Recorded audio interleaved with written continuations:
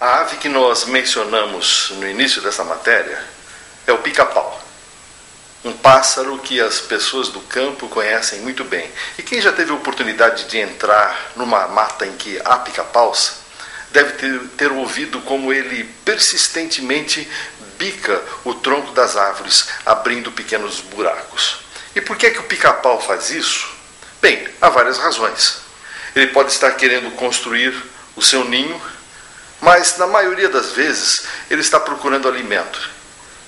Mas que alimento poderia existir no interior do tronco de uma árvore para o pica-pau? Bem, há um inseto que bota os seus ovos dentro do tronco das árvores.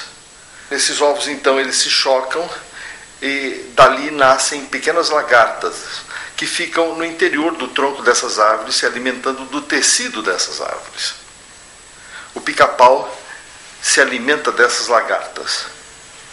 Agora, como é que o pica-pau vai fazer para encontrá-las? Ele, primeiramente, coloca as suas patinhas sobre esses troncos. E ele tem umas patas muito sensíveis que permitem perceber a vibração dessas lagartas no interior desses troncos. E quando ele percebe que ali há uma lagarta naquele local, então ele começa a bicar. Agora veja bem, para bicar uma árvore e abrir um buraco no seu tronco, ele precisa de um bico bastante resistente, que as outras aves não possuem. E o pica-pau tem esse bico. Para termos uma ideia, se você acoplasse um bico de metal à sua face e bicasse uma árvore com a mesma intensidade, com a mesma força com que o pica-pau a bica, o efeito seria o seguinte: logo em seguida, este aparato entraria pela sua face adentro, destruindo completamente a estrutura óssea do seu crânio e esmagando o seu cérebro. Seria o seu fim.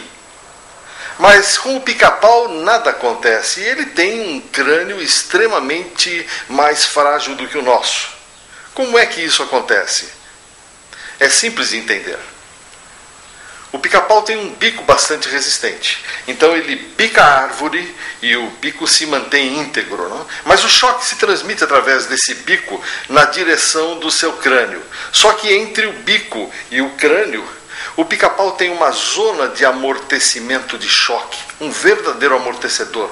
E aí o choque se dissipa completamente, de modo que o pica-pau não sente nem mesmo um pouco de dor de cabeça.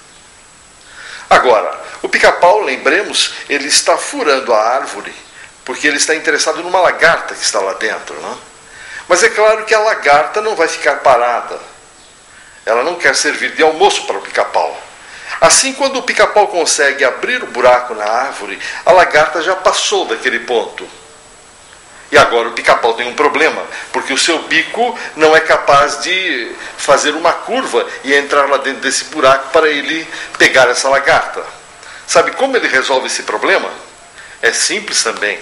Ele tem uma língua bastante comprida e ele introduz essa língua naquele orifício até a lagarta. Só que, de novo, quando a língua chega lá, né, a lagarta não tem interesse de falar: puxa, aqui está minha carona, né, então vou agora embarcar aqui nessa língua, né, para servir de almoço para o pica-pau. Não, ela não está interessada nisso. Né. Para resolver esse problema, o pica-pau tem uma substância pegajosa em sua língua, de modo que quando essa língua alcança a lagarta fica grudada. Então ele pode trazer essa língua para dentro do seu bico e saborear aquela gostosa refeição. Agora o pica-pau tem mais um problema. Suponha que você tenha uma língua muito comprida que serve para você se alimentar de alguma forma. Onde você colocaria essa língua depois de terminada a refeição? Provavelmente não iria poder articular uma única palavra, né? Mas o pica-pau tem o seu jeito muito especial de resolver esse problema. Todos nós, mamíferos, aves, temos duas fossas nasais, para a respiração. O pica-pau tem apenas uma. A outra é uma falsa fossa nasal, que ele utiliza para guardar a sua língua. Então esta língua dá volta no seu crânio e fica alojada naquela fossa nasal quando o pica-pau não está buscando a sua lagarta.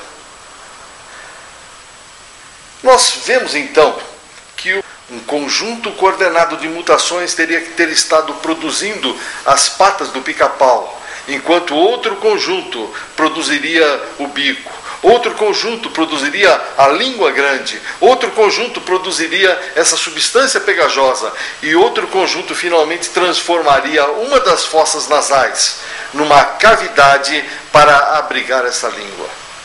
Isso é uma impossibilidade total do ponto de vista probabilístico. E é por isso que nós dizemos que o pica-pau é uma surpreendente evidência da criação.